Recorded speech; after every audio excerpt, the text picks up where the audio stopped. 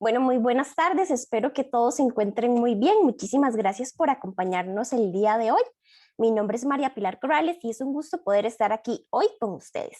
En nombre de la Corporación Ganadera, Corfoga y el Instituto Nacional de Aprendizaje, les damos la más cordial bienvenida a esta charla virtual, Suplementación con ensilaje en hatos bovinos. Para que la charla se pueda llevar a cabo de la mejor manera posible, por favor, les solicitamos que las preguntas que nos puedan tener nos las hagan llegar en el chat ubicado en la parte posterior de la pantalla o en la sección de preguntas y respuestas. El día de hoy contamos con la participación del ingeniero Brian Aguilera Saldaña, quien es ingeniero agrónomo y se desempeña en el puesto de especialista en nutrición animal del Núcleo Agropecuario del Instituto Nacional de Aprendizaje. Asimismo, contamos con la participación del ingeniero Luis Andrés Barrantes, ingeniero agrónomo graduado del Instituto Tecnológico de Costa Rica, quien es actualmente promotor de la Corporación Ganadera, a quienes agradecemos de antemano su participación en esta charla, asimismo como a ustedes, la audiencia. Muchísimas gracias por acompañarnos y esperamos que sea de un gran provecho.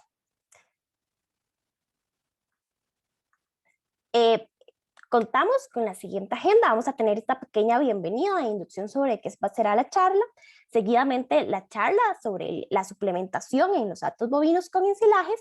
Y de 1:50 a 2 de la tarde tendremos las preguntas de la audiencia. Adelante, don Brian. Muchísimas gracias por contar con su ayuda el día de hoy. Muchas gracias, Pilar. Muy buenas tardes a todos los participantes. Muchas gracias a la corporación por tomarnos en cuenta.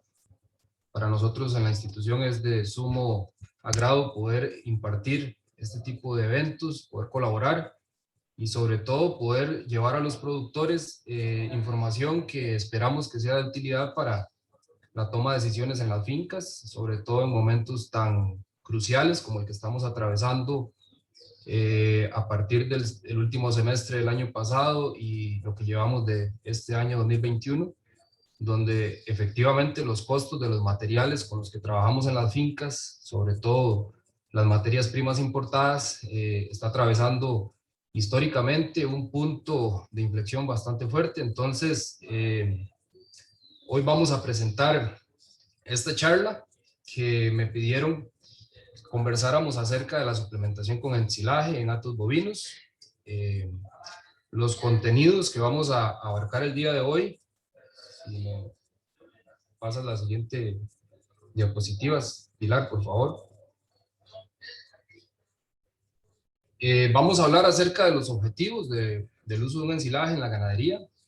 Definitivamente, creo que uno de los puntos de partida a la hora de hablar de suplementación con ensilajes es conocer acerca de cuál es la función que desempeña un material como los forrajes o diferentes subproductos conservados en el rol de un sistema de producción.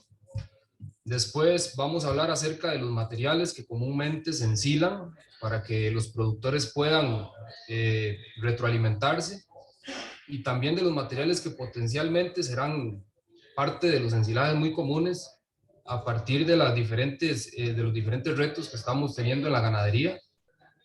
Además vamos a hablar del potencial de los ensilajes, algunos criterios, el potencial que tenemos del uso de estos materiales en la ganadería, en nuestros sistemas de producción, el potencial de los mismos como fuentes de energía, que básicamente los materiales que comúnmente se ensilan son altamente energéticos o tienen un nivel de importante energía que supera el tenor energético que tienen los forrajes. Entonces es una de las oportunidades o de los potenciales más fuertes que tienen estos materiales.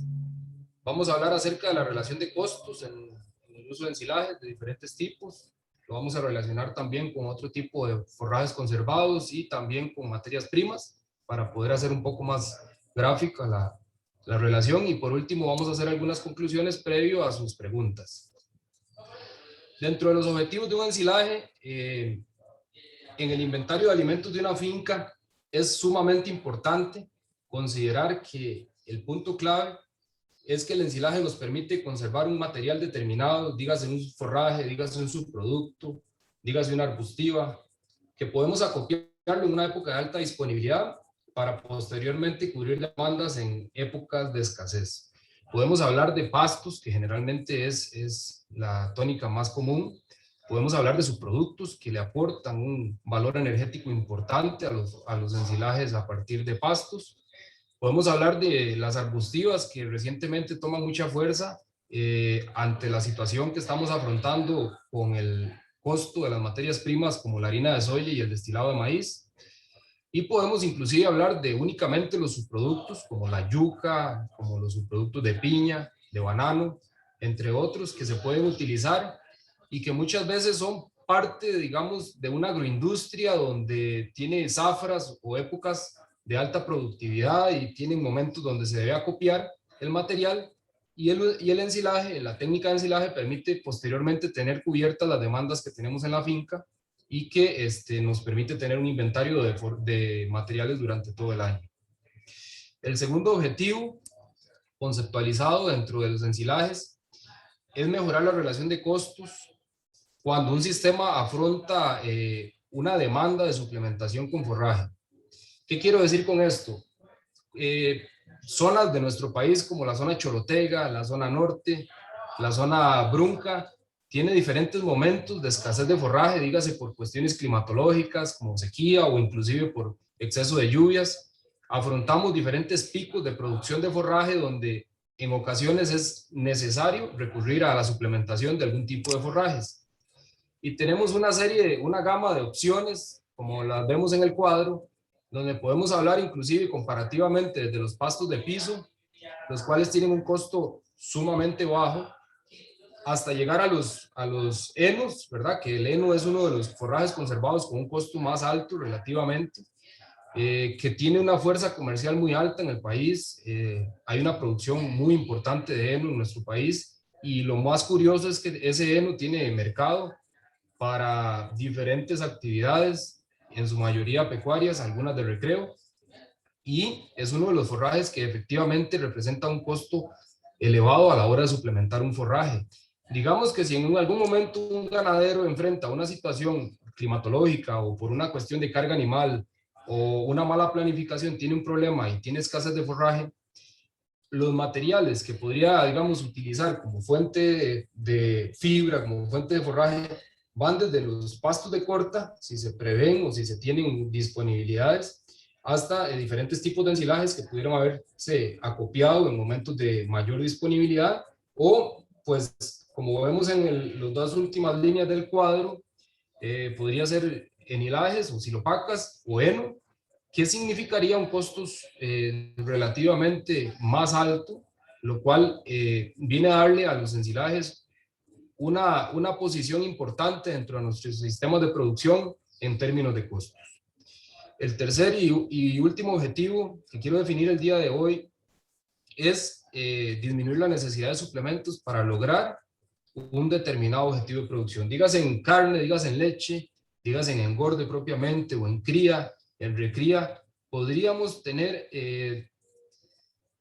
índices productivos bastante aceptables, bastante buenos, a partir de una suplementación que no requiera tanto uso de materiales como granos, como productos que tienen altos costos, siempre y cuando dispongamos de algún tipo de ensilaje que tenga un nivel importante de energía, generalmente.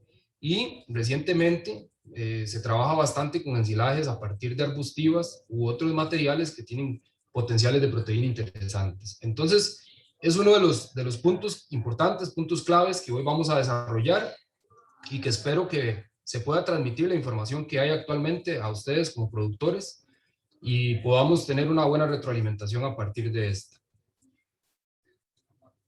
Dentro de los materiales ensilados y potencialmente ensilables que tenemos, primeramente vamos a ver en la siguiente lámina que hay una importante cantidad de gramíneas, dígase pastos como recientemente muy común el Cuba OM22 y otros materiales importados desde Cuba.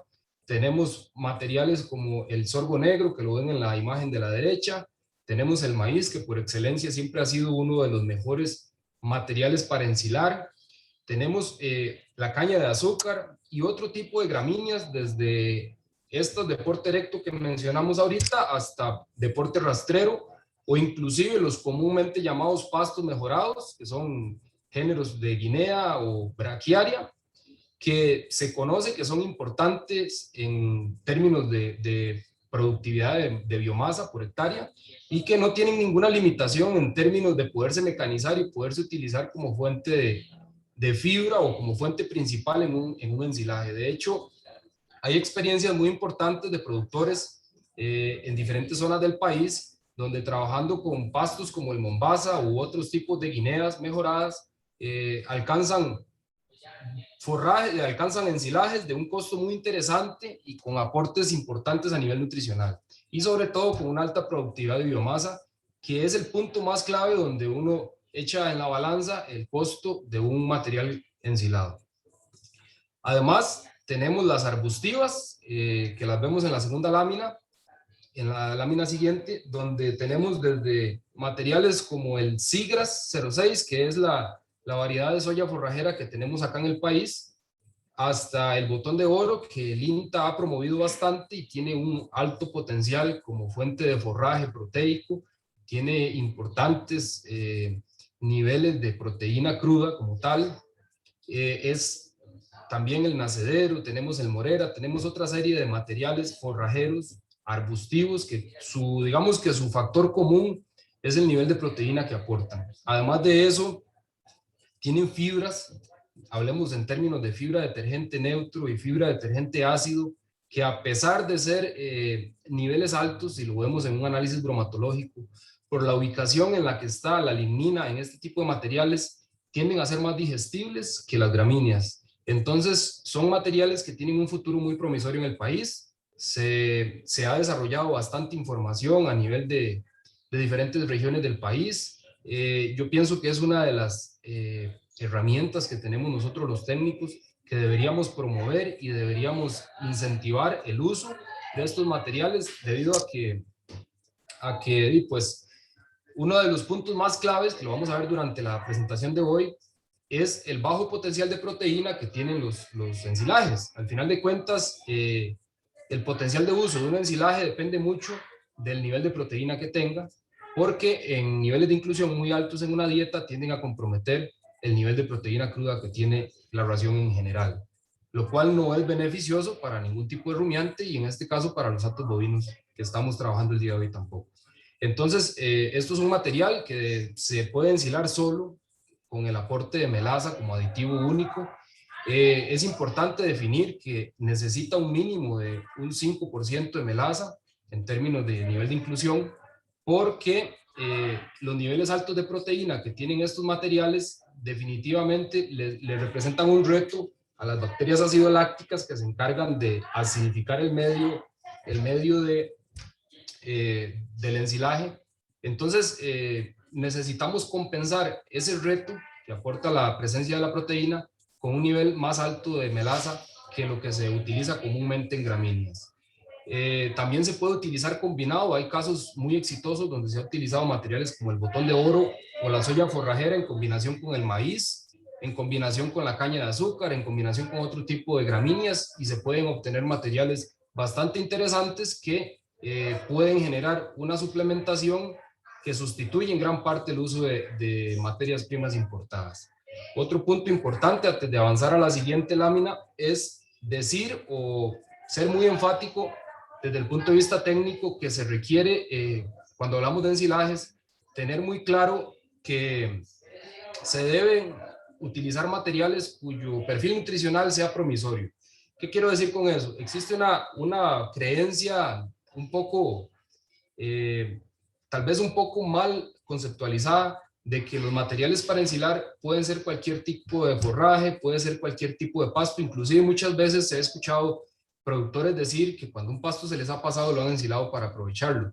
Y esta tal vez no es la tónica de este tipo de materiales. Queremos dejar muy claro que un ensilaje debe ser originado a partir de un material que sea promisorio nutricionalmente para que nos oferte el producto final de ese ensilaje sea un suplemento que tenga un nicho bastante fuerte en la dieta y que permita que el aporte de nutrientes que vamos a hacer a partir de este material de bajo costo sea interesante para tener índices productivos buenos.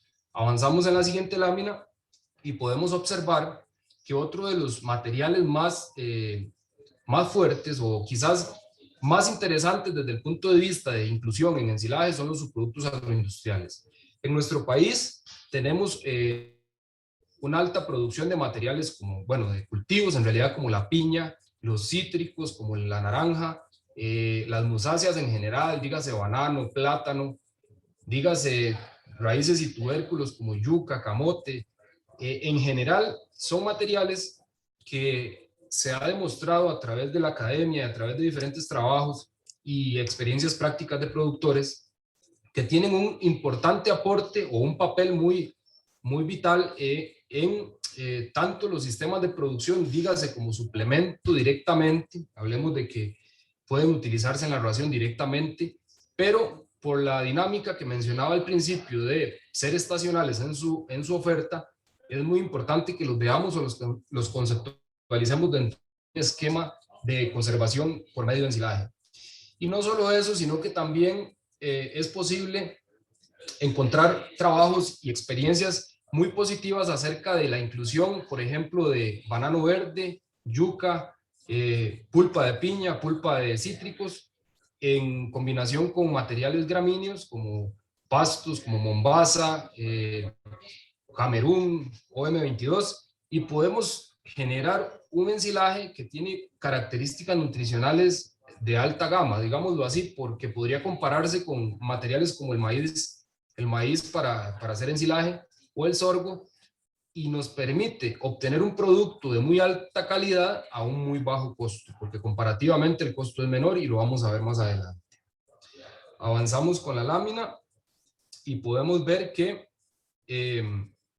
también, como les mencionaba ya en las láminas anteriores, la mezcla entre este tipo de materiales de los tres que he mencionado es el concepto exitoso que yo creo que tenemos que transmitir. Siempre va a ser indispensable que un ensilaje de buena calidad tenga un nivel importante de carbohidratos, sobre todo para que el proceso como tal de ensilaje se lleve a cabo de la mejor manera, dado que las bacterias ácido-lácticas que se encargan de acidificar el medio son las que efectivamente necesitan de estos carbohidratos, y generalmente la mejor fuente de carbohidratos es la melaza. Aún incluyendo banano verde, aún incluyendo yuca, siempre va a ser importante que ustedes a la hora de empezar a pilotear un tipo de ensilaje de combinación utilicen melaza, aunque sean niveles bajos de entre un 1 y un 3%. Esto porque los carbohidratos que aporta, por ejemplo, el banano verde o la yuca, tienden a ser más estructurales, tienden a ser más almidonosos, es el término correcto, y por ende son carbohidratos que no tienen una participación tan importante en el proceso de ensilaje o en el proceso de acidificación a partir de las bacterias acidolácticas. Entonces va a ser muy importante que siempre conceptualicen la melaza, de no ser que utilicen materiales como la caña de azúcar o la pulpa de piña, que tienen niveles de azúcares libres bastante altos y pueden, inclusive, se puede prescindir de la melaza. O también, en el caso del maíz, cosechado en un buen término, tiene la cantidad de carbohidratos necesaria para poder llevar a cabo un buen ensilaje. Continuando, podemos ver en la siguiente lámina que tenemos un potencial importante a partir de lo que ya hemos conversado en cuanto a los ensilajes, pero vamos a tener algunos puntos claves a nivel técnico que ustedes deben ir familiarizándose. Ya son puntos importantes en cualquier alimento que uno valore dentro de una dieta, pero no dejan de ser importantes en el momento de que valoramos un ensilaje. El punto principal, creo que dentro del material como tal, la consideración más importante es el contenido de humedad del material ensilado. Esto se debe ver tanto previo al ensilaje como posterior en su uso. ¿Qué quiero decir con eso? Resulta que para un material ensilable, tener niveles de humedad superiores al 60%, al 70%, empieza a ser contraproducente. Inclusive hemos ensilado materiales de un 80% de humedad, inclusive hasta más, y tiende a generar cierta dificultad para que se lleve a cabo el proceso microbiológico. Lo ideal es que el nivel de materia seca esté un poco más alto, o sea, tener menos agua en el contenido. Y esto beneficia no solamente el ensilaje como tal, sino también el suplemento que yo doy o que participo dentro de la dieta una vez que el material ensilado es aprovechado. ¿Qué quiero decir con eso? Cuando tenemos ensilajes que tienen un nivel muy alto de humedad, los materiales ensilados, dígase un 80% o más, cuando yo oferto ese material en la canoa, sucede que el animal tiende a tener un reto mayor porque mucho de lo que le estoy dando en cada kilo que pongo en la canoa para que el animal consuma, hay una cantidad importante de agua. Como los animales, sus demandas de consumo están basadas en la materia seca, necesitamos que el animal consuma una gran cantidad para que tenga un aporte nutricional importante. Por ejemplo, si yo doy 10 kilos de silo de un material como por ejemplo un Cuba o M22, que por la zona, digamos en una zona como el Caribe o en la zona norte, que tiene altos niveles de humedad y digamos que épocas lluviosas muy extendidas, muy prolongadas, yo ensilo ese material con un 18 o un 20% de materia seca, a la hora de darle ese silo a los animales, por cada 10 kilos de silo que yo le dé en la canoa, apenas entre un 1.5 y 2 kilos van a ser materia seca o material aportador de nutrientes. El resto de ese material va a ser netamente agua. Entonces, eso nos supone un costo más elevado de mano de obra a la hora de movilizar, ocupa más volumen el ensilaje y en términos de eficiencia nos volvemos un poco ineficientes. Entonces siempre va a haber que considerar importante que el contenido de humedad de los materiales ensilados sea lo más alto, lo más bajo posible. En términos de humedad, lo más alto posible en términos de materia seca. Recordemos que materia seca y humedad son dos conceptos complementarios. Entre más alta sea la humedad, más baja la materia seca. Entre más baja la materia seca, más alta la humedad. Son inversamente complementarios. Ahora, si vamos a hablar de lo que anteriormente dijimos como potencial de materiales ensilables, siempre vamos a encontrar que, por ejemplo, los subproductos agroindustriales tienden a tener contenidos altos de humedad, que generalmente eso es lo que limita la inclusión en altos niveles en un material ensilado. Eso si hablamos de pulpas, por ejemplo, de piña, o si hablamos de corona de piña, o si hablamos de pulpa de cítricos. Pero si hablamos de banano verde, de raíces de yuca o cáscara de yuca, tenemos la contraparte, tenemos materiales más bien que son en proporción más altos de materia seca que los pastos. Entonces, más bien ellos nos ayudan a la hora de incorporarlos en un material ensilable. Entonces, es muy importante valorar eso. ¿Cómo podemos mejorar el material que voy a ensilar a partir de la inclusión de subproductos o restos de un cultivo o subproductos de la agroindustria que nos permitan no solo mejorar el proceso de ensilaje, sino que el producto final como tal sea de mejor calidad? Por otra parte, el nivel de fibra detergente neutro, y a esto quiero ir a un punto clave. Generalmente, el nivel de madurez con el que cosechamos los pastos para ensilaje, si no tenemos un punto óptimo de cosecha, vamos a tender a estropear el material porque los niveles de fibra detergente neutro de pared celular se incrementan y también los de fibra detergente ácido, lo cual va a generar repercusiones en términos de consumo.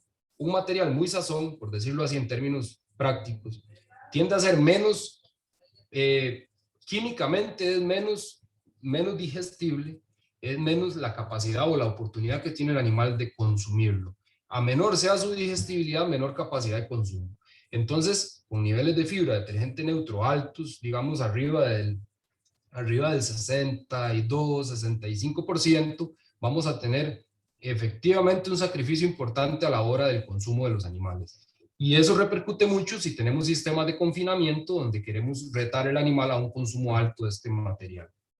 Por otra parte, el aporte energético y proteico son puntos importantes o consideraciones que hay que tener en el potencial de uso, sobre todo en términos proteicos, que más adelante vamos a profundizar un poco más. En términos energéticos, generalmente los ensilajes en promedio son más altos que los pastos, pero en términos proteicos son más bajos. Entonces ahí hay todo un juego que no nos permite abusarnos mucho en el uso de un ensilaje porque empezamos a comprometer el metabolismo ruminal. La actividad de las bacterias en el rumen es muy dependiente del nitrógeno.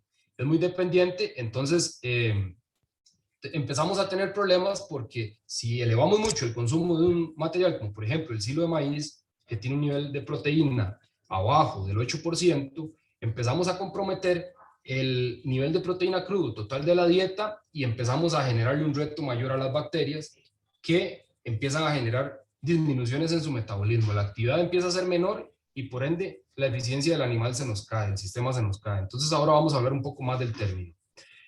Después, el tamaño de partículas es muy importante. Tiene un factor muy clave en para el ensilaje. Es bueno que tengamos tamaño de partícula pequeño, digamos menor a 3/4 de pulgada, pero para la dieta, propiamente la parte física del material como tal, a la hora de ofertarlo, nos limita un poco en el término de inclusión. ¿Por qué? Porque los animales efectivamente, lo vamos a ver un poco más adelante, requieren un tamaño mínimo de partícula para tener cubiertas o tener una salud ruminal que nos permita una buena producción. Por otra parte, el contenido de almidón, en el caso, por ejemplo, de materiales donde para vacas lecheras queremos sustituir una parte de los alimentos balanceados, tenemos un reto importante, o si la ración contiene un nivel importante de maíz como grano, maíz molido, tenemos un reto importante en términos de el contenido de almidón. Precisamente uno de los nutrientes más importantes en el maíz como tal o el alimento balanceado es el nivel de almidón que aporta, porque tiene una relación directa con la producción o con el volumen de leche. Entonces, ahí es importante o creo que es clave encontrar materiales como el maíz, en el caso de que ensilemos maíz como tal, o la combinación de gramíneas con musáceas como el banano, que tiene niveles importantes de almidón, el banano verde, o las raíces de yuca, que también tienen niveles importantes de almidón, para que podamos hacer una sustitución de suplementos, pero que efectivamente nos permita mantener un nivel productivo que queremos tener en toda finca, ¿verdad? Como punto último, a partir de los ensilajes, hay que hablar de la contaminación con patógenos, sobre todo hongos, es lo más común. Y esto viene a relacionarse mucho con el primer punto, con el contenido de humedad, además de la compactación y el proceso como tal de ensilaje, que no es el punto clave de nuestra presentación del día de hoy, pero es importante mencionarlo.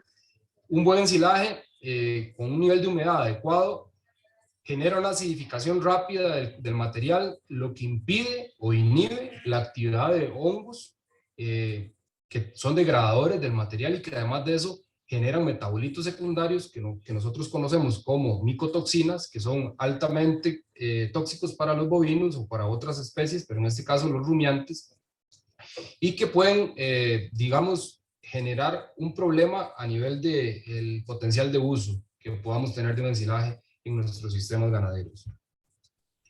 En la siguiente lámina podemos ver que también tenemos consideraciones importantes a nivel no solo del ensilaje como tal, sino también desde el punto de vista de la estructura de nuestro hato. Debemos considerar a partir de qué edad podemos empezar con el uso de ensilajes, que esto es muy relacionado a el tipo de silo que yo lleve a cabo o el tipo de material que yo haya ensilado y que me permita a mí aprovecharlo desde edades tempranas. Por ejemplo, si hablamos de ensilaje de yuca, que me comentaba el compañero Luis que en la zona Brunca se ha trabajado bastante, el ensilaje de yuca como tal, de raíces de yuca, es un material que tiene un nivel de almidón importante que podría utilizarse, por ejemplo, en ganado de cría, desde edades tempranas, inclusive en ganado lechero, hablemos de entre los 4 o 5 meses, permitiendo favorecer el desarrollo ruminal o de las papilas ruminales a partir del almidón que estoy aportando en la dieta. Esto normalmente lo hacemos con maíz. Generalmente los alimentos balanceados para esta etapa vienen con un nivel importante, una inclusión importante de maíz que nos permite estimular ese desarrollo de papilas ruminales y que el animal empiece a ser rumiante y eficiente más antes. Pero el silo de yuca como tal, el nivel importante de almidón que tiene, puede tener un nicho dentro de esa edad o dentro de esa etapa productiva. Sin embargo, si hablamos de un ensilaje que es a partir de una gramínea, dígase un silo de sorgo o un silo de un Cuba o M22, y queremos empezar a utilizarlo en terneros desde muy temprana edad, quizás no es la mejor recomendación. Primeramente, porque supone un reto en términos de consumo para el animal, generalmente no son tan palatables en esta etapa, y por otra parte también el nivel de fibra detergente neutro que tienen estos materiales nos aporta en ese animal un material que no queremos dentro del rooming, que es la fibra como tal, a pesar de que parezca contrario, el desarrollo como tal de en edades tempranas del rooming se genera a partir más de carbohidratos no estructurales que propiamente de los carbohidratos estructurales que representan las fibras. Entonces tenemos que tomar muy en cuenta la edad de los animales. Por otra parte, el fin productivo. Si son vacas lecheras, tenemos una oportunidad más amplia de incluir materiales como el silo de maíz, no tanto en términos nutricionales, porque es un muy buen producto, sino en términos económicos, nos permite una mejor relación en función de lo que yo puedo apostarle a partir de cada kilo que suplemento. Por otra parte, los requisitos nutricionales, cada animal tiene una definida ya cantidad de nutrientes que necesita para llegar a la meta productiva que tenemos en la finca, y es importante considerar esa meta para ver cuáles son nuestras falencias o cuáles son nuestras debilidades en el sistema que podríamos aportar o que podríamos mejorar a partir de un material conservado. Por otra parte, la capacidad de consumo, como les mencionaba anteriormente, no excedernos en la edad fenológica de los pastos cuando las gramíneas son de alto crecimiento, para que no tengamos niveles de fibra elevados que nos comprometan el consumo de los materiales que ensilamos. Y por último, la respuesta a la suplementación, que claramente, dependiendo del tipo de animal que estemos manejando, dependiendo del sistema, vamos a tener diferentes formas de respuesta que nos permite apostarle a materiales de mayor costo o generar siembras de materiales de mejor calidad, y podemos tener una mejor retribución a la inversión que hacemos. Como les comentaba, dentro de las fuentes forrajeras que tenemos a disponibilidad para las fincas, si vemos la relación entre materia seca y humedad o agua, vemos que las pasturas son las que tienen mayor cantidad de agua. Posteriormente los ensilajes rondan en datos de entre el 35 al 30% de materia seca, el 70-65% de humedad. Los enolajes tienden a tener mayor cantidad de materia seca, y por último el heno o el forraje que se conserva por medio de la anificación tiende a tener menor cantidad de humedad. Esto es importante considerarlo, pero también es importante relacionarlo a los costos, ¿verdad? Por esa razón es que tenemos no solamente que ver la parte de humedad y materia seca, sino también el costo. Esto me gusta mucho transmitirle al productor a la hora de hacer una relación de costos, ver el costo de kilo, no solo en fresco, sino también el kilo en seco, porque recordemos que al final de cuentas lo que aporta nutrientes como tal es la fracción de materia seca, que ustedes la ven en este gráfico representada en color amarillo, y no la fracción verde, ¿verdad? Entonces ahí tenemos un concepto importante que tenemos que tener presente a la hora de valorar diferentes materiales, donde la cantidad de agua que tengan los materiales cuenta mucho sobre el costo que al final de cuentas tenemos en términos nutricionales.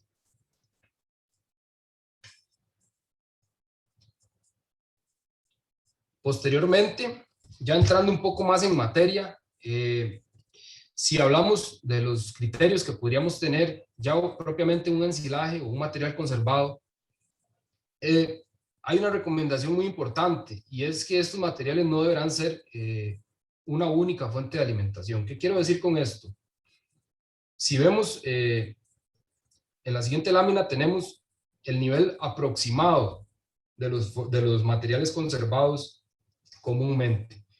Generalmente el nivel de proteína cruda es por debajo del 7%, aunque parezca irreal, aunque parezca que nuestros pastos tienen un poco más de proteína, generalmente, si no somos muy eficientes a la hora de ensilar el material, alguna de esta proteína tiende a degradarse dentro del ensilaje y tiende a liberarse como nitrógeno amoniacal, lo cual, por un lado, repercute en la palatabilidad del material, y por otro lado, en el nivel en la concentración de proteína que tiene como tal el material ensilado. Entonces, ¿cuál es la recomendación principal? Bueno, que no utilicemos un silo como dieta única, pero que sí sea la base que constituya una ración balanceada. Por ejemplo, un nivel de inclusión de un ensilaje en términos de un 80% del consumo de materia seca en novillos que estén en establo, me permite a mí dejar ese otro 20% para utilizar materiales como, por ejemplo, si son novillos en terminación, la urea, que nos permite tener un costo de proteína muy bajo, manejándolo de forma adecuada, o otros materiales, inclusive hasta otros forrajes, que nos permitan mejorar la relación entre proteína y energía, realizar propiamente una relación bien balanceada, que en esto creo que como productores siempre es importante que tengan la presencia de algún asesor nutricional en sus fincas, que les permita generar esta información propiamente en cada sistema, porque esto depende mucho de los materiales y de los tipos de animales con que estemos trabajando.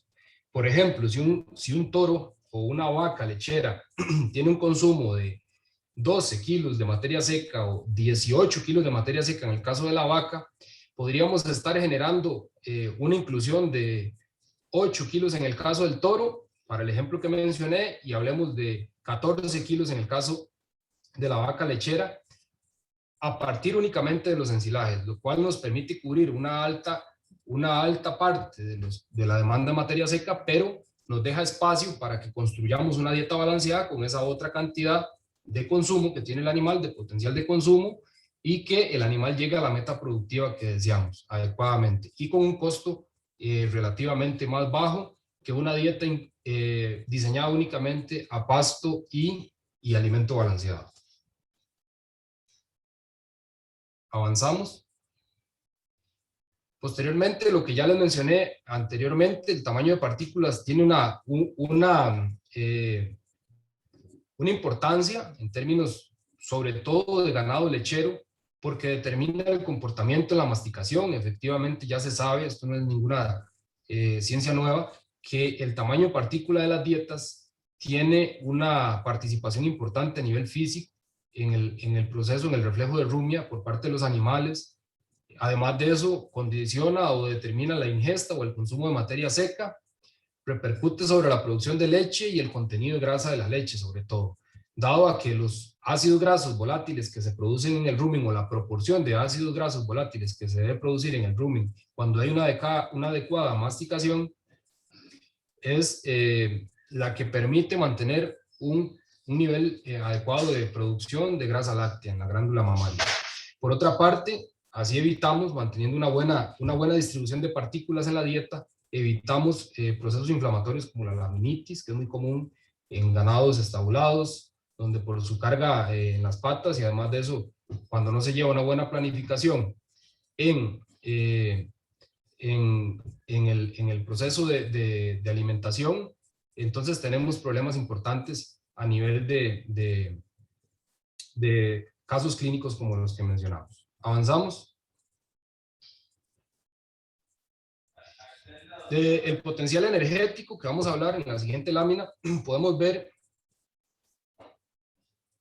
el contenido energético en términos de energía neta de lactancia y energía neta de ganancia de diferentes referencias de materiales ensilados, como por ejemplo el maíz, que creo que es uno de los productos más antiguos que se ensilan, donde tiene un potencial importante en términos de energía neta de lactancia y, como les mencioné al principio, con un nivel de almidón que nos permite hacer una sustitución del maíz en la dieta, del maíz como grano, y mantener producción de leche en el caso del ganado lechero. Por otra parte, en energía neta de ganancia, tenemos también un buen valor que nos permite incluirlo dentro de una dieta y tener una repercusión importante en términos energéticos. Después tenemos materiales interesantes, como algunos que se han investigado. Aquí hay una publicación muy interesante que les recomiendo leerla, a partir de la elaboración de silos de pasto Camerún con plátano felipita en la región de Upala, donde a partir de un 45% de inclusión de plátano como fruto inmaduro, digámoslo así, podemos alcanzar prácticamente un valor energético muy similar a lo de un silo de maíz. Y eso definitivamente es una información que creo que nosotros como productores y técnicos de la región tropical debemos tener muy presente, debido a que pues lo podemos hacer a partir de un cultivo muy tradicional como son los pastos de porte erecto, con otro cultivo bastante tradicional en las fincas y que no requiere grandes áreas para producir ese fruto inmaduro de especies inclusive muy criollas o muy autóctonas, como son el plátano felipita.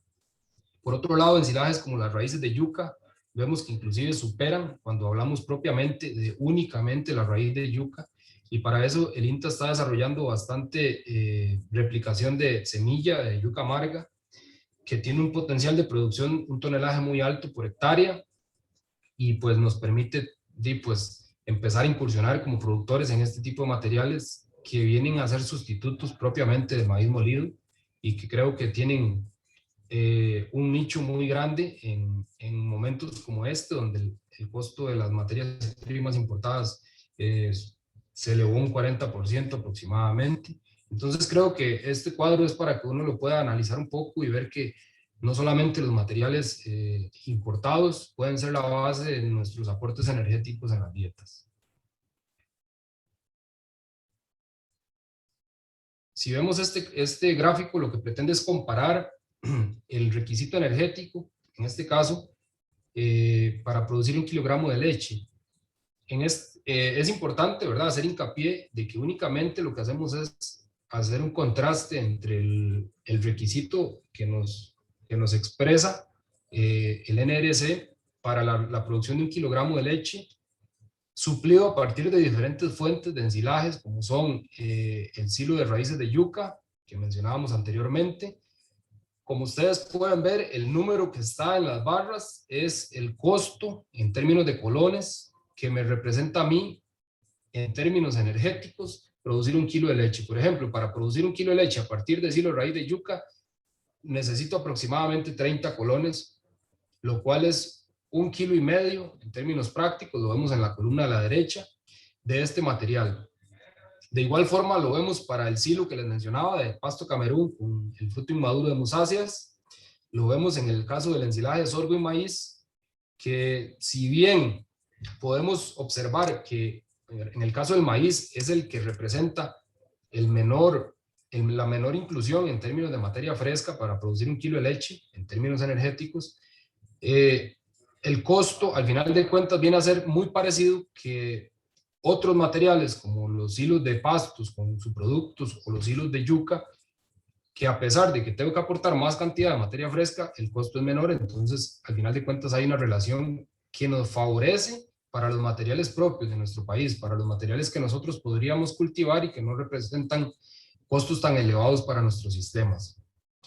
Las últimas 3 barras del gráfico son efectivamente algunos de los granos, 2 a partir de materias primas importadas, bueno, el maíz molido, pues es una materia que importamos, y los alimentos balanceados, que para vacas lecheras en un 75% son materias primas importadas, y por otro lado la semolina de arroz, que es un subproducto agroindustrial, que sin embargo, por un tema de oferta y demanda, tiene un costo alto, y podemos ver en términos comparativos los costos representados a partir de producir en términos energéticos 1 kilo de leche a partir de semolina, estamos hablando de 107 colones, o maíz molido estamos hablando de 120 colones, o de alimento balanceado 135.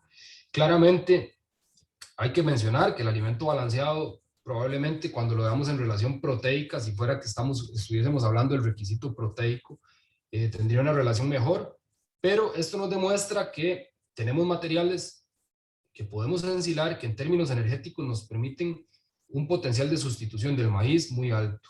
Creo que donde tenemos que ser un poco más, tenemos que tener tecnologías incipientes o ser un poco más investigativos en términos de materiales proteicos.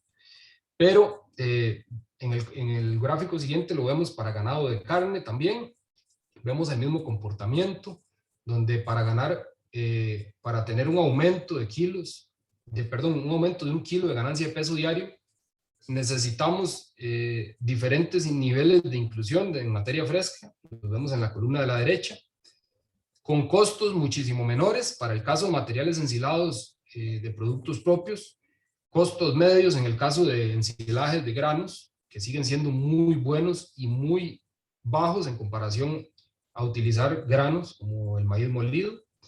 y que también nos permite ver que dentro del ganado engorde podemos tener mucha oportunidad de hacer sustitución de granos a partir de materiales que comúnmente ensilamos y que trabajamos en nuestros sistemas.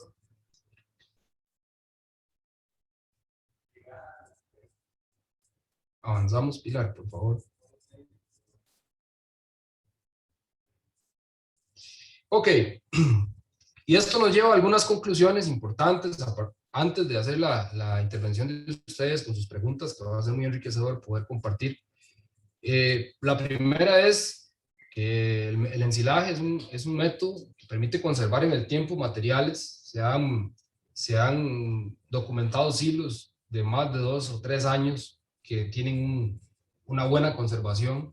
Entonces vemos que es una forma de poder conservar materiales de momentos de oferta estacional o alta oferta para poderlos aprovechar en momentos críticos, y eso permite estabilizar su uso a través de todo el año.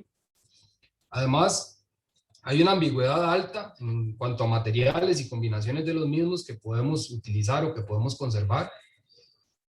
Por lo general, los ensilajes son los materiales que representan suplementos forrajeros de menor costo. Esto pensando en que haya un déficit de forraje y tengamos que recurrir a un material suplementario. Siempre los ensilajes van a tener una mejor relación entre costos. La suplementación además permite hacer sustituciones parciales o totales dependiendo del sistema de producción de suplementos importados, y por ende eso impacta directamente la rentabilidad de nuestros sistemas. Además de eso, en la siguiente lámina vemos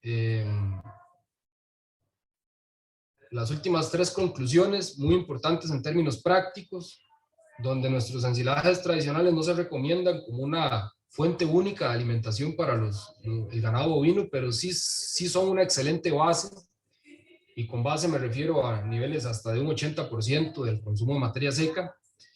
Y es importante controlar los puntos críticos en nuestros ensilajes, como son el alto contenido de humedad, el bajo porcentaje de proteína y el alto contenido de fibra, sobre todo en forrajes maduros o forrajes sazones. Y que las mezclas entre forrajes, subproductos y arbustivas tienen un alto potencial de sustitución de granos y alimentos balanceados. Y creo que es el punto clave que quisiera yo transmitir el día de hoy, y que pues les quede a ustedes como inquietud. Y con eso procedemos a las preguntas. Muchas gracias, Brian, por su presentación. A continuación, la sección de preguntas y respuestas, la cual estará a cargo del ingeniero Luis Andrés Barrantes, promotor regional de la parte norte de la Corporación Ganadera. Adelante, Luis.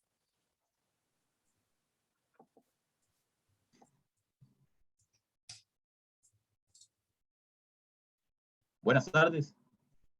Como Pilar antes y ahorita me presentó, yo soy Luis Andrés Barrantes Valverde y en este momento laboro para la Corporación Ganadera como promotor en la región Huetar Norte. De momento las preguntas son 2 que están dirigidas a don Brian. De primero, es una pregunta compuesta aquí. Se recomienda para tener un mejor aprovechamiento en materia seca en la zona norte, o qué se recomienda más bien para tener un mejor aprovechamiento de la materia seca en la región Huetar Norte. ¿Se corta y se deja secar unos días?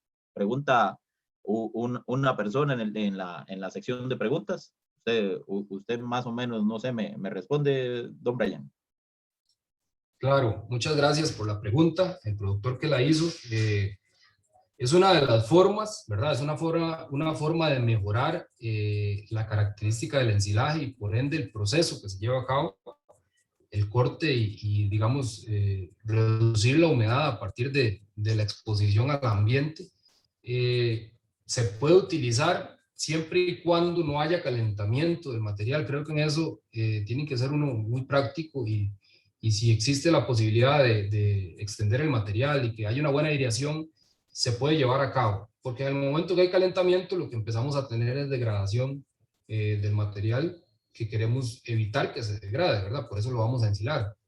Entonces se puede llevar a cabo, y eso nos permite restar entre un 10 y un 15% de humedad, lo que por ejemplo en un pasto cortado con un 15% de materia seca puede llegar a un 25, un 28%, que ya es un nivel que empieza a ser adecuado para ser ensilado. Pero también creo que es importante considerar el hecho de los aditivos o de los complementos que yo puedo poner dentro del ensilaje con ese material. Al final de cuentas es un efecto matemático. Cuando yo incluyo, por ejemplo, melaza con un 70% de materia seca, empieza a mejorar la característica de materia seca, ¿verdad? En términos del material como tal que voy a poner dentro de la bolsa o dentro del silo de montón o en la trinchera. Y no solamente la melaza, sino los productos como por ejemplo el fruto de musáceas, como banano verde de desecho o plátano filipita o guineo cuadrado, o muchos materiales que se producen normalmente en nuestras fincas, y creo que el ejemplo está en el fondo, en la lámina ilustrativa que está al fondo, y que generalmente tenemos cepas de este tipo de materiales y podemos hacer inclusión sin ningún problema y mejorar no solo las características de humedad, sino también el nivel energético del material final, que está relacionado directamente con una mejor relación de costos, ¿verdad? Por ahí creo que si se respondió adecuadamente la pregunta, y si no, con mucho gusto podemos ampliar. Excelente, Brian. Sí, creo que sí se respondió de muy buena forma a la pregunta. Ahora la siguiente. Los lixiviados del proceso de ensilaje, se ha analizado su contenido y se pueden recolectar y utilizar como fertilizante foliar al suelo. Ok, yo sí puedo, digamos, tal vez hablar de la parte del lixiviado como tal. Normalmente en silos de trinchera o silos de montón es donde tenemos una concentración más alta. No significa que en silos de bolsa no los haya o en otro tipo de silo, pero cuando hacemos una estructura de montón o de trinchera, normalmente debe haber más concentración por la cantidad de toneladas de materia verde que ingresan a la estructura.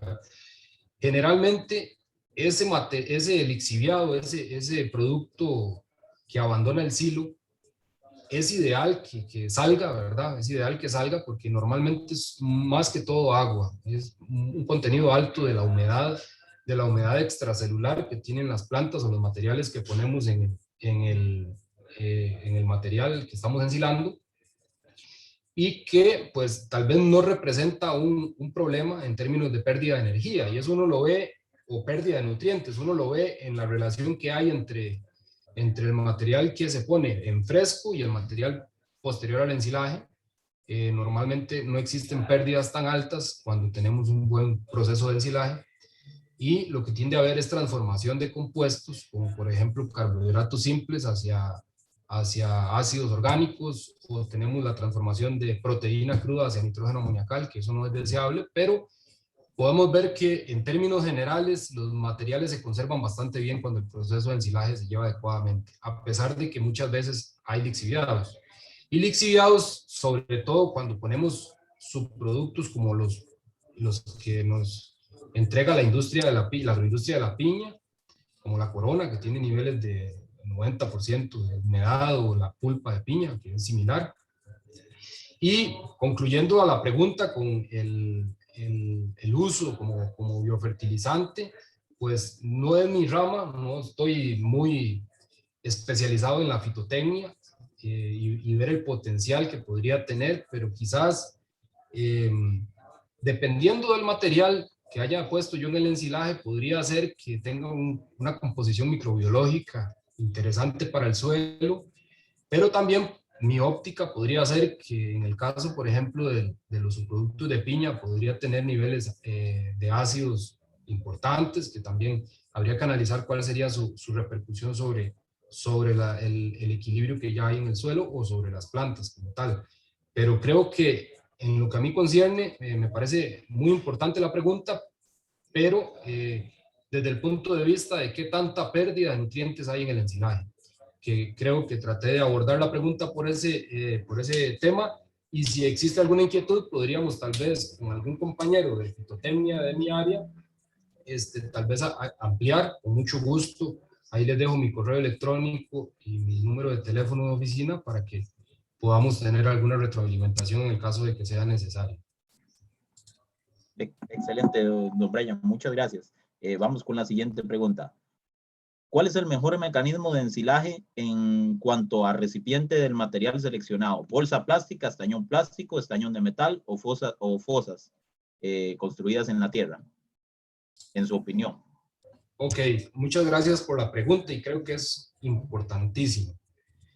Vamos a ver, eso va a ir en función de la cantidad de animales que uno tenga y la cantidad de suplemento que uno vaya a dar como ensilaje. Por ejemplo, si hablamos de una finca con un nivel de suplementación de 25 kilos por vaca lechera, en el caso de vaca lechera, o de toro de engorde, en sistemas estabulados o intensivos, y tenemos una cantidad, digamos, de 100 animales, definitivamente se vuelve inmanejable la bolsa o el estañón. Creo que cuando hablamos de cierta cantidad de animales, ya va a ser más costoso la mano de obra y el costo de los recipientes como tal, digas estañones o bolsas, para esa cantidad de volúmenes a ensilar, que realizar la inversión en una estructura como una trinchera o hacer un silo de montón, que en este caso el silo de montón es uno de los que tiene costos más bajos, a pesar de que quizás no es el método ideal de conservación, porque tiene algunas desventajas, pero puede ser una de las formas de ensilar mayor cantidad de material a un menor costo. Yo considero que bajo los parámetros en los que estamos hoy en día, la inversión en una trinchera puede ser valorada. Yo creo que una de las conversaciones recientes que tuve con un productor importante de la zona norte me dejó la lección de que en ganadería, sobre todo en ganado de leche, hoy por hoy tenemos que valorar financieramente muy bien nuestras inversiones. Entonces, ya ahí también hay que valorarlo no solo desde el punto de vista nutricional y productivo, sino también desde el punto de vista financiero, pero creo que si financieramente la empresa está en capacidad de llevarlo a cabo, es una de las inversiones que deberían realizarse, eso y el cultivo propiamente que se va a ensilar, porque a un mediano y corto plazo ya estamos sintiendo la necesidad de hacer sustitución de granos, y creo que a partir de los ensilajes de materiales que cultivemos o que podamos obtener de la agroindustria es como podemos llevar a cabo esa tarea. Muchas gracias, Brian. Aquí la gente en Facebook hace una consulta también. ¿Qué opinión le merece el uso de frutas y verduras como plátano, yuca y yuca ya deshidratados? Claro, bueno, como mencioné anteriormente, el ensilaje, sobre todo de los que hablaron de yuca y de plátano, por experiencia propia les puedo decir que es un material muy promisorio, con niveles importantes de energía, en el caso de la yuca de almidón, en el caso del plátano de carbohidratos, fibrosos y no fibrosos, que viene a ser importante en el aporte de la dieta, bastante palatables ambos, bastante manejables, niveles de inclusión buenos, hablemos de 10 a 15 kilos, ya con unas buenas prácticas de alimentación. En el caso de la deshidratación que menciona la persona que hace la pregunta, lo que hay que valorar es el costo de deshidratar ese material. Estuve viendo algunos artículos, unos un poquito ya entrados en años, otros más recientes, unos de Clayuca, otros de Cuba, donde utilizan diferentes métodos para el secado de la yuca, por ejemplo, yuca amarga para hacer harina de yuca, y me llamó la atención un método muy sencillo. Obviamente depende del sistema de producción, es útil o no, pero hablaban del secado de yuca o de cáscara de yuca hasta un 75-80% de materia seca a partir de energía solar, simplemente donde el clima lo permite, ¿verdad? Creo que en este caso sería nuestra región chorotega, quizás, simplemente a la exposición en lonas plásticas o lonas de nylon en el sol durante 3 días, que es algo parecido a lo que se hace con el heno, ¿verdad? Tenemos un material, el pasto, que tiene un contenido de humedad de un 80% y lo llevamos a invertir ese contenido de humedad a un 80% de materia seca, más bien. Entonces, eso se realiza en el pasto, en el campo, simplemente dejándolo extendido en forma natural. Lo podríamos realizar con estos materiales, pero cuando ya tenemos que incursionar en secadoras de gas u otro tipo de método de secado, creo que Hay trabajos donde hace unos años no era factible desde el punto de vista de costos, habría que volverlo a revisar con los nuevos precios de los granos como el maíz, a ver si comparativamente hay una mejor relación, pero yo creo que ya incurrir en ese costo nos supone un reto mayor, que creo que podrían aprovecharse de ese tipo de subproductos que mencionaba la persona, dígase restos de frutas o restos de raíces y tubérculos o plátano en este caso, para un ensilaje y combinarlo con algunos otros materiales, como por ejemplo arbustivas y gramíneas que nos generen una cantidad importante de biomasa con un contenido de energía bastante interesante. Excelente, muchas gracias. Ahora, para continuar aquí con las consultas, por el chat nos preguntan que si se puede adicionar urea para mejorar los niveles de proteína. Creo que esa parte ya fue un poquito abordado. Y una felicitación de don Ignacio Ramírez, que excelente información y felicidades, don ingeniero Brian. Muchas gracias, de verdad. Y con respecto a la pregunta, si abordamos desde el punto de vista propiamente del ensilaje, sí se puede hacer, sin embargo, hay que tener, digamos, una buena relación entre la cantidad de urea que se incorpora al ensilaje con la melaza que se está adicionando, para que no exista, digamos, una deficiencia de carbohidratos simples con un panorama de alto nivel de proteínas solubles ahí en el silo, que vaya a afectar o que vaya a hacer una concentración muy alta de nitrógeno amoniacal, lo que podría producir un silo que al final, a la hora de abrirlo y aprovecharlo, tenga un fuerte olor a amonio, o huele como a orina, por ejemplo, para decirlo así en términos prácticos, y puede rechazarse por parte de los animales o tener un efecto en la palatabilidad y en las características del silo, ¿verdad? En las características fermentativas. Entonces, sí se puede hacer, pero hay que tener una buena relación entre los carbohidratos y el nitrógeno que estoy poniendo. Y por otra parte, creo que también se puede hacer en la canoa como tal, ¿verdad? Me parece que ya en prácticas de alimentación el uso de urea es una de las formas más baratas, digámoslo así, una mejor relación entre costos para aportar proteínas en rumiantes, que obviamente tiene sus limitaciones y sus cuidados, pero que se puede utilizar bien asesorado y estando uno como productor bien consciente de la importancia de llevar a cabo adecuadamente las prácticas de alimentación. Excelente. Dos preguntitas más que nos pasan del Facebook. ¿Qué opina de la rentabilidad de estabulación y cómo aporta en ese tipo de sistema el ensilaje? Muy bien, excelente pregunta. Vamos a ver, si dependiendo del sistema hay que analizarlo bien. Si una persona tiene una cantidad de tierra, digamos, bastante amplia, una capacidad de terreno, y quiere intensificar y llega a un punto donde es el máximo que puede tener en pastoreo o en pastoreo suplementado, y quiere aún incrementar más, definitivamente la forma de recurrir hoy por hoy es la estabulación.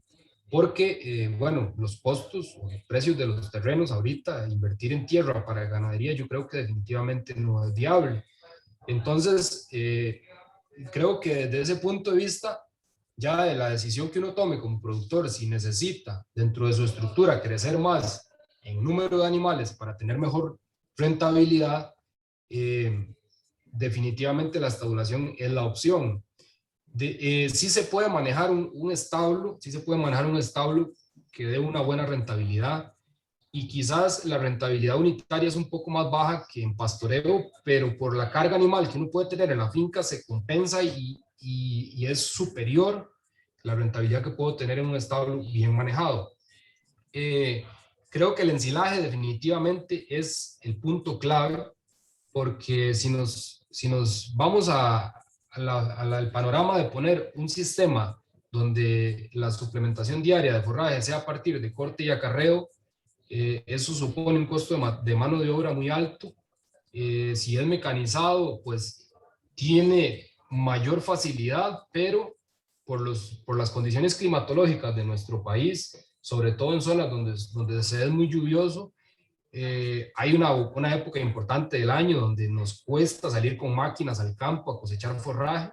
Entonces, definitivamente, desde el punto de vista práctico y desde el punto de vista económico, yo creo que el ensilaje es la respuesta a un sistema de estabulación, digas en carne o digas en leche.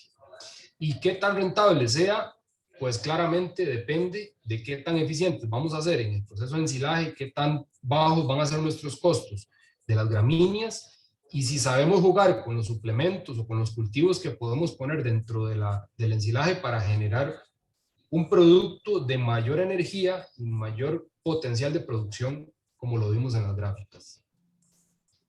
Excelente. Entonces, por esa parte, una pregunta más de Facebook es un poco más corta, es cada bolsa digamos que una bolsa de silo vale 500 colones, dicen ellos. Y que si aún así es rentable realizar bolsas de ensilaje. Muy buena pregunta y creo que está relacionada con la que hizo una persona anteriormente. Vamos a ver, si yo tengo un sistema de producción pequeño, hablemos de 15, 20 animales en ordeño, y lo que quiero hacer es una suplementación de 10 kilos de ensilaje de maíz, por decir algo, diariamente, puedo utilizar un sistema de bolsas donde lo que cultivo es una cantidad de terreno, media hectárea, y la cosecho, la pico con una picadora tradicional y lo ensilo en bolsas. Y podría tener un buen índice de rentabilidad, que quizás no tengo acceso a maquinaria para hacer la compactación o la cosecha mecánica, y puedo mantener una sustitución de suplementos como el maíz, que para mi escala va a ser caro también, y manejar un buen índice de costos, y que la inversión de los 500 colones por bolsa se justifique, sobre todo si puedo utilizarla más de una vez, a lo sumo dos, ¿verdad? Pero si se puede hacer, es más justificado. Ahora, experiencia propia, ese tipo de bolsas son muy útiles en materiales como, por ejemplo, ensilajes de yuca únicamente, yuca picada, porque la suplementación no es tan alta. Digamos, yo ya suplementando 10 kilos de yuca por día, ya estoy manejando un aporte energético importante, y de almidón en la dieta, de 15 kilos, y esas bolsas me permiten ensilar cantidades importantes, de 100, 150 kilos de material, o en términos prácticos, si quiero hacer algo que sea carreable, digamos 46 kilos. Entonces ahí, dependiendo del material, sí puede ser una muy buena alternativa para una escala pequeña. Sin embargo, si hablamos de materiales o de fincas a escala un poco más elevada, hablemos de 50 animales en adelante o más, y ya suplementaciones donde son arriba de 15 kilos de materia fresca por animal día, definitivamente el esquema de costos no es favorable para las bolsas, y mucho menos para los estañones, que pues a pesar de que son reutilizables una mayor cantidad de veces, el costo de adquirir un estañón ahorita es bastante alto. Entonces ahí es donde tengo que pensar en formas de ensilar, como el silo de montón o las trincheras, para poder hacer una buena inversión y que mi relación de costos sea la mejor. De todas formas, en línea, en internet, hay bastantes trabajos de investigaciones que ha hecho diferentes instituciones del país, entre las universidades y algunas asociaciones, referentes a costos, y hay un trabajo que tiene inclusive segregada la información a partir del tipo de ensilaje. Entonces ustedes van a ver que siempre va a ser más barato ensilar en trinchera o en montón que en bolsa o en estañón, y es una relación que obviamente responde al costo de mano de obra que requieren estos tipos de sistemas. Excelente. Volviendo al chat de las preguntas, ¿cuánto es la proporción, cuánto es la porción de miel para agregar en un estañón cuando se ensila en un estañón? Ok, muy buena pregunta. Obviamente depende del material, pero en términos generales yo le puedo decir a usted que un 3% de inclusión de melaza en un silo ya me aporta una cantidad buena de carbohidratos, de no ser que sea un silo de arbustivas como botón de oro o soya, forrajera, que tendríamos que incorporar un poco más, de entre un 5 y un 6%, pero hagamos la relación sencilla. Un estañón tiene un volumen de 205 litros, un estañón convencional, eso en términos volumétricos, y nuestros materiales a ensilar tienen una una densidad aproximada de 700 gramos por litro. Entonces, 205 litros de volumen que tiene un estañón, si yo lo incorporo en un material que tiene entre 700 y 750 gramos de volumen, de densidad por litro, estamos hablando de 140, entre 143 y 150 kilos de material que yo puedo ensilar en un estañón. Si lo hacemos en términos sencillos y prácticos, hablemos de 150 kilos. Si yo voy a ensilar 150 kilos, simplemente multiplico eso por un 3% y estamos hablando de 4.5. Hablemos de 5 kilos de melaza por estañón. Eso para incorporar un 3% de melaza.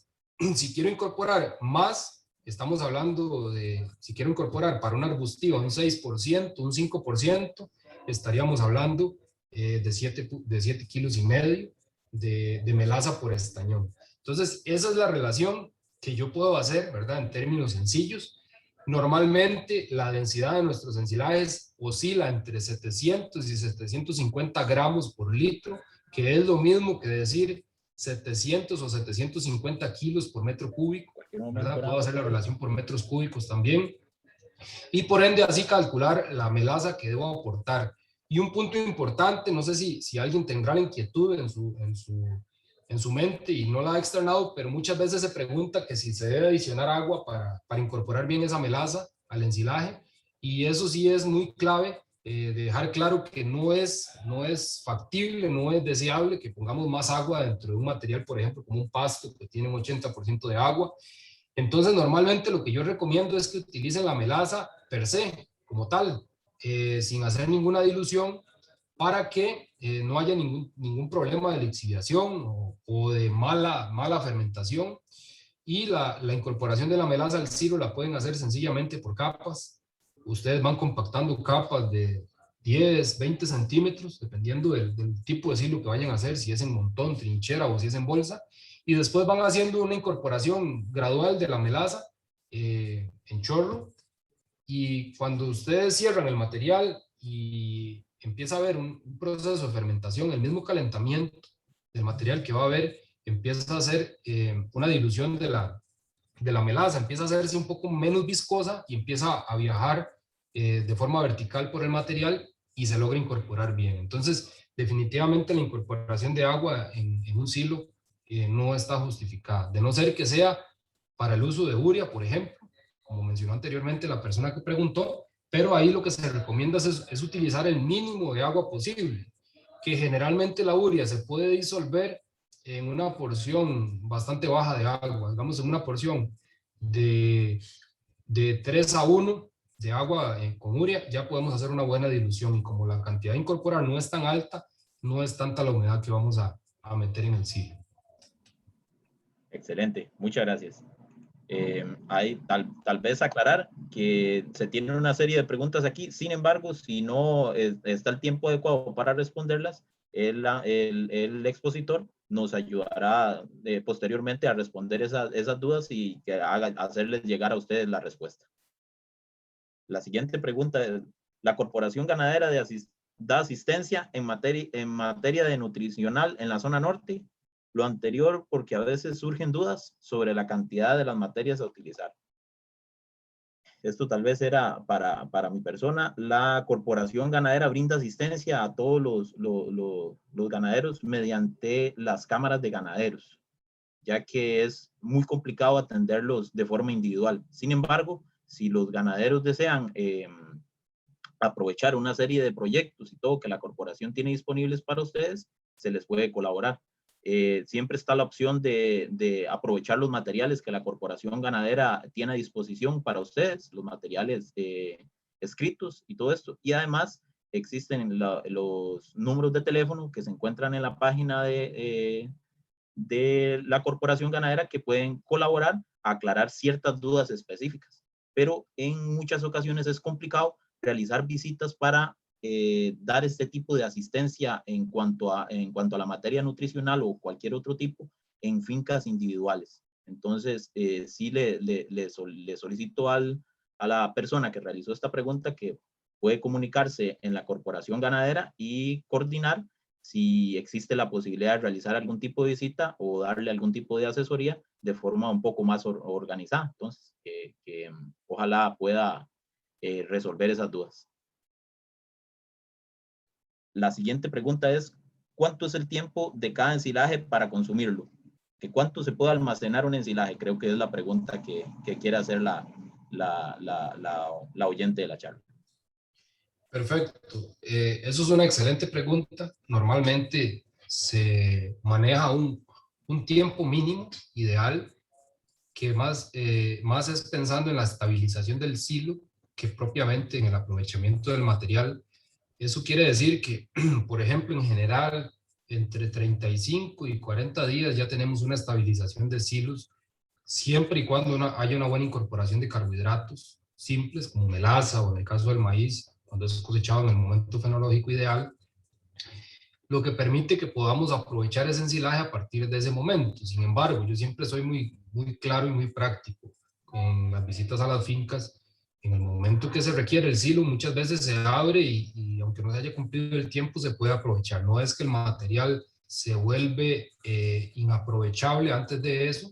Sin embargo, dependiendo de la estructura del silo, no es lo mejor abrirlo. Por ejemplo, vamos a hacer un ejemplo sencillo. Si yo tengo una trinchera y esa trinchera tiene una cantidad de X, dígase 15, 20 toneladas de material, y yo no espero el tiempo prudente para que sea abierto el silo, ahí sí podría comprometer el material restante una vez que expongo el silo al ambiente o al oxígeno. Sin embargo, lo que se recomienda siempre es que yo vaya haciendo un gasto del material a lo sumo 24 horas después de que lo expongo al oxígeno. Y eso no quiere decir que tenga que gastar las 20 toneladas de un día para otro, sino que lo que voy a hacer es no abrir toda la trinchera, sino abrir solamente una porción o una cara, por decirlo así, que voy gastando diariamente.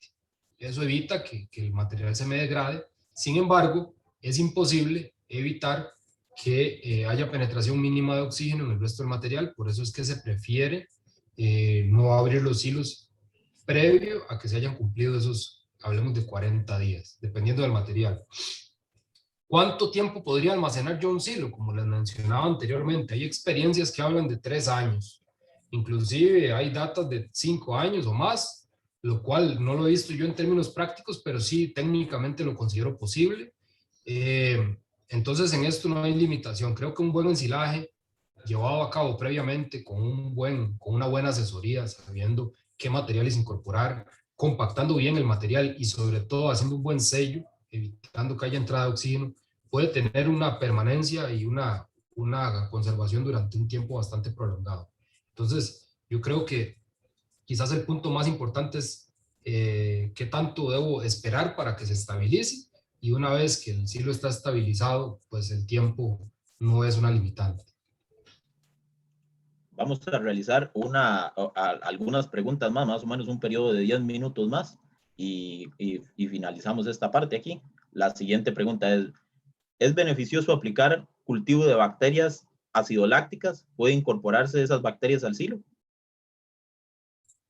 Claro, es una excelente pregunta y sí es beneficioso, claro que sí, en la medida, vamos a ver, cuando yo hago un ensilaje y que obviamente no profundizamos tanto en ese tema porque no era el objetivo de la charla, pero cuando yo hago un ensilaje e incorporo una cantidad adecuada de carbohidratos, lo que hago es estimular las bacterias epífitas, las bacterias acidolácticas que están en el material propiamente, manteniendo un estado de latencia, porque esperan las condiciones ideales que son ausencia de oxígeno y concentración de carbohidratos para empezar a generar una reproducción masiva y a producir ácido láctico que va a generar la acidificación del medio y que va a inhibir la acción de bacterias como de microorganismos como clostridios y hongos que van a generar la descomposición del material.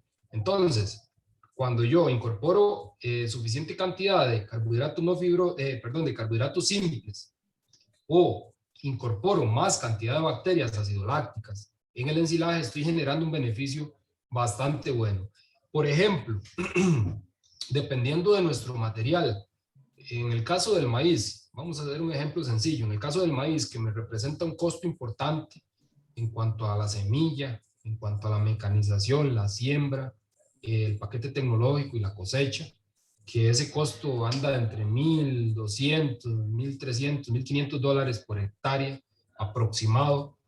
Cuando yo tengo ese costo y cosecho el material y lo ensilo, utilizar un paquete de inóculo de bacterias acidolácticas viene a ser como un seguro, como una póliza que me garantiza que ese material se va a conservar adecuadamente. Porque sería efectivamente una mala sorpresa después del tiempo de espera de posterior al ensilaje, abrir el silo y ver que se ha degradado y que el proceso no se llevó a cabo adecuadamente. Entonces, dependiendo de la inversión que uno hace, se justifica bastante eso, considerando que el costo de los inóculos no es tan alto. En otros materiales quizás no es tan necesario, dependiendo de las características propias del material, pero eso no quiere decir que si lo pongo no me vaya a generar un beneficio. O sea, siempre se genera el beneficio. Lo que tengo que valorar es en términos de costos, qué tanto se justifica para el material que voy a ensilar, pero el beneficio siempre, siempre va a ser tan marcado como el incorporar el aditivo como la melaza. Excelente, muchas gracias. Vamos, la siguiente pregunta es, bueno, si la presentación queda disponible, usted nos dice, Brian. Claro, no hay ningún problema de mi parte, se las puedo compartir ahí por medio de Pilar para que la difunda si es necesario, no hay ningún problema. Excelente. Y estas son varias preguntas en una. ¿Se recomienda que el silo sea combinado? Esa parte creo que se abordó bastante en la charla. O que cada uno de los componentes sea ensilar, se ofrezca al animal y se ensile por separado. Creo que esa parte se abordó bastante durante la charla, pero podría hacer un pequeño aporte. Sí, digamos, sí lo hablamos, pero me parece una pregunta interesante. La voy a abordar desde el punto de vista práctico. Vamos a ver, desde el punto de vista técnico, yo considero que las mezclas de materiales para un ensilaje nos permite jugar con el nivel de humedad para buscar el óptimo, con el nivel de carbohidratos para buscar el óptimo, con los costos para buscar un óptimo y además de eso también para construir un producto final o un suplemento con las características deseadas en mi sistema de producción. Sin embargo, en días recientes me topé con una finca, un productor, un amigo, que me decía, mira, es que a mí no me sirve hacer el ensilaje mezclado, a pesar de que sea beneficioso desde el punto de vista técnico, porque tengo un sistema de producción donde tengo 4 o 5 categorías de vacas en ordeño y tengo novillos de engorde, tengo terneras de desarrollo, tengo novillas, y a todas les construyo una dieta en el mixer a partir de diferentes componentes ensilados, como por ejemplo banano, pasto, mombaza, yuca, piñas o productos de piña, etcétera. Entonces, me pareció interesante la observación, porque es una finca bastante grande y creo que ahí no aplica la regla de hacer la mezcla completa porque la construcción de las dietas necesita que podamos variar los niveles de diferentes materiales. Sin embargo, eso no significa que, por ejemplo, en el silo de pasto no haya que adherir melaza, porque quizás es necesario para mantener una buena conservación del pasto como tal.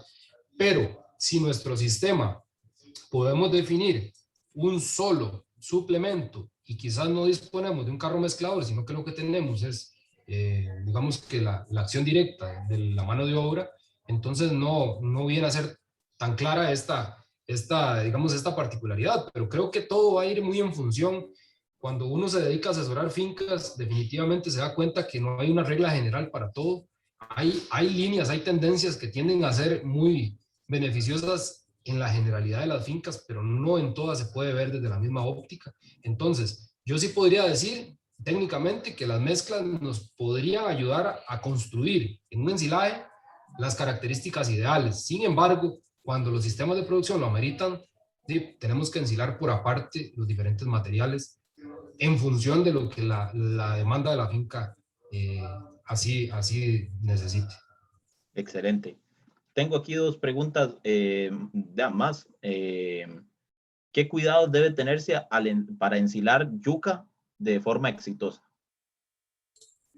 Muy bien, buena pregunta y muy interesante porque yo creo bastante en este tipo de materiales y también he tenido buenas experiencias prácticas. Y la yuca, vamos a ver, hablando de yuca, yo creo que podría ser una presentación de los 45 minutos, pero en términos generales la yuca es excelente si la compro en este momento, que el precio no es tan alto por quintal, lamentablemente para el sector productivo agrícola. La puedo ensilar directamente sin necesidad de hacer ningún manejo adicional más que picarla. Eso sí es necesario. Generalmente la yuca, cuando se cosecha en el momento ideal, que generalmente es en el verano, no tiene tanta cantidad de tierra, pero si fuera yuca cosechada en época lluviosa, que normalmente los agricultores no acostumbran a hacer, pero si fuera así, quizás a lo que yo tendría que recurrir es a un lavado. Lo que yo pensaría que deberíamos evitar, puesto que el lavado supone un costo, tanto de mano de obra como de agua, y por otra parte también de cierta forma incorpora agua al material que voy a ensilar. Entonces no es lo ideal, pero es preferible lavar a dejar tierra en el ensilaje, porque la tierra tiene un contenido alto de clostridios que no queremos cargar ahí. Después, en términos prácticos, aquellos productores que tengan escalas de producción grandes, una de las inquietudes que tenemos entre técnicos y productores es ver la forma de poder hacer un poco más mecanizado el asunto. Una de las limitaciones de la yuca es la cosecha que tiene, ¿verdad? Que es 100% manual. Entonces, pues es una de las inquietudes que los que se estén escuchando, yo los invito a dejar fluir sus ideas, porque muchas veces los productores en el campo tienen excelentes ideas que nos ayudan a nosotros los técnicos a construir técnicas que mejoren el ambiente en general para todos. Entonces, consideraciones importantes, creo que el picado, importantísimo, reducir el tamaño de partícula, no ensilar en la yuca como tal, la raíz de la yuca, no ensilarla entera porque disminuye mucho la capacidad de compactación que tiene. Por el nivel de almidón que tiene, la yuca picada se comporta como un fluido no newtoniano, entonces tiende a compactarse prácticamente sola, no requiere que nosotros hagamos un proceso físico de compactación más que lo que propiamente la incorporación del material requiere. Y se pueden adherir inóculos, pueden ser bastante buenos. Normalmente la yuca no tiene contenidos altos de carbohidratos simples como azúcares, sino que su contenido mayor son almidones, pero por la forma en la que el material se comporta y la anaerobiosis que produce, no es preciso normalmente adherir otros materiales. Se puede incorporar melaza o se puede incorporar inóculos de bacterias acidolácticas que mejoran bastante la característica propia fermentativa del silo, pero si no lo hacemos, tampoco es que nos va a generar una descomposición del silo. Un punto importante que creo que sí hay que dejar claro es que si utilizamos una combinación entre yuca o plátano o banano verde con pastos, ahí sí es importante el uso de la melaza. Les voy a explicar por qué. Se vuelve importante porque la melaza genera una cantidad de carbohidratos simples que hacen que la curva de acidificación del medio, la bajada de pH sea más rápida. Eso evita que durante el periodo de tiempo que el pH dura en bajar del 7.5 al 7 al 4.2 o 3.8 que nosotros deseamos, ese tiempo que sea más corto tiene una repercusión muy importante en términos de las características fermentativas del silo. Hay menor degradación de proteína de nitrógeno amoniacal, hay menor producción de ácidos orgánicos secundarios, hay menor reproducción de bacterias que posteriormente a la hora de abrir el silo empiezan a degradarlo. Entonces, sí, cuando hacemos una combinación entre materiales almidonosos como son la yuca, como son los bananos verdes o las musáceas verdes, con pastos o inclusive más aún con arbustivas altas en proteínas, sí es muy importante la incorporación de melaza. Desde el punto de vista técnico, para darles a las bacterias acidolácticas epífitas o incorporadas a partir de inóculo la oportunidad de generar una bajada de pH rápida que nos mantenga una buena conservación del material. Excelente. Por último, ahí en esa serie de preguntas que nos envía un participante, ¿existe alguna diferencia entre dejar silo al sol, digamos, tapado y al sol, o dejarlo en algún lugar bajo la sombra? Muy buena pregunta. Eso normalmente, desde el punto de vista técnico de lo que ocurre dentro del silo, no es tan marcado la diferencia porque propiamente el silo tiende a calentarse. El silo no es de que se asusten si ven un calentamiento posterior al ensilaje, posterior a la tapada del silo. Es normal que hayan temperaturas ahí de entre 50 grados centígrados, 45 grados centígrados. Si lo hacemos en la exposición directa del sol, probablemente esa temperatura llegue a ser un poco más alta en las capas superficiales. Sin embargo, no es la relación entre costos de hacerlo o no hacerlo, tampoco es que me va a generar una degradación en el silo. No es que los mande a ustedes a ponerle techo a todos sus silos, pero si pueden hacerlo bajo una estructura o inclusive bajo árboles que le generen sombra a los materiales, pues tiende a ser un poco más beneficioso. Pero eso desde el punto de vista de lo que sucede dentro del silo. Desde el punto de vista práctico, ¿cuál es el beneficio más importante? El beneficio más importante es que la acción directa del sol tiende a dañar mucho las coberturas que utilizamos en los silos, dígase plásticos, tiende a generar un efecto entre el pH que hay bajo el plástico y la exposición de los rayos ultravioleta que hay sobre la superficie del plástico, que deteriora mucho su capacidad estructural y empieza a haber rupturas más fácilmente, que eso sí impacta negativamente de forma marcada la conservación del material. En el momento que tenemos ruptura de la capa de cobertura, ahí sí tenemos un efecto microbiológico adverso que no queremos que suceda por la presencia de oxígeno y que ahí sí nos puede generar pérdidas importantes en el material que estoy ensilando.